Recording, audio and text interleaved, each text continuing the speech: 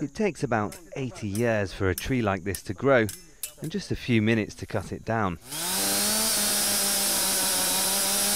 There are hardly any jobs here in the east of the Democratic Republic of Congo. When he was a teenager, Gustave Apombo learned to use a chainsaw and how to survive. This is my life. It helps me to feed my wife and my 2 children and pay for their school fees. It's the only job I know.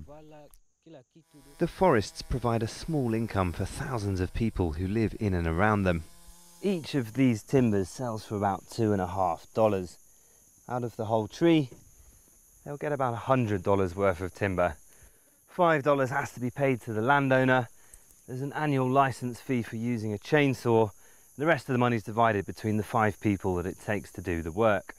It's low-key and it's informal, and the government gets very little revenue.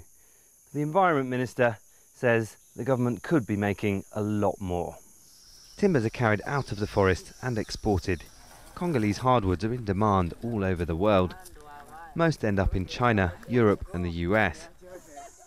The government hasn't granted any industrial logging concessions for 16 years, supposedly to preserve the disappearing forests, but it now plans to welcome back industrial loggers, it says, to fund development projects.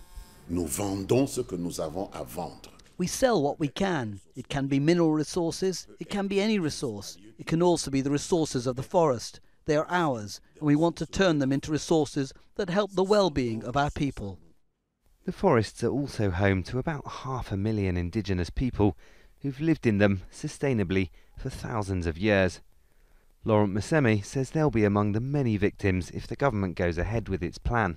The government has been lying for a long time about development which was never realised.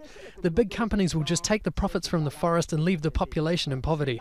The government should abandon this plan to benefit the local population, not only for ecological reasons. The artisanal logging is supposedly regulated, but widespread corruption mean it's not. The world's second largest rainforest is disappearing steadily, and if logging's industrialised, it'll go a lot faster, and it'll never grow back.